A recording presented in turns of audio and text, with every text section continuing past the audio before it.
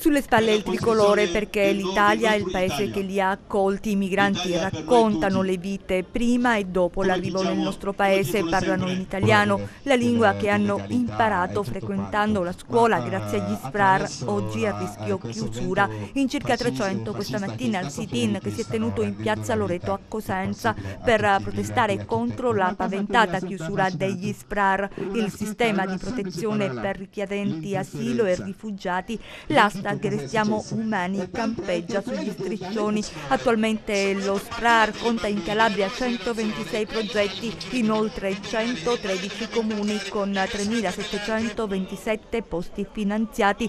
Solidarietà chiedono i migranti, i municipi che hanno creduto nel modello dell'integrazione, gli stessi operatori che lavorano grazie ai progetti d'accoglienza. Nel corso della manifestazione di stamattina il coordinamento degli SPRAR della provincia di Cosenza ha spiegato come la chiusura degli stessi mette in discussione il valore storico dell'accoglienza, abrogando la protezione umanitaria e sostituendola con un permesso di soggiorno temporaneo concesso solo in casi eccezionali. No è stato ribadito all'introduzione di politiche antimigratorie che ledono precise norme costituzionali. Il sistema SPRAR, è stato ricordato, è l'unico sistema pubblico che, pur con i suoi limiti, garantisce una reale integrazione.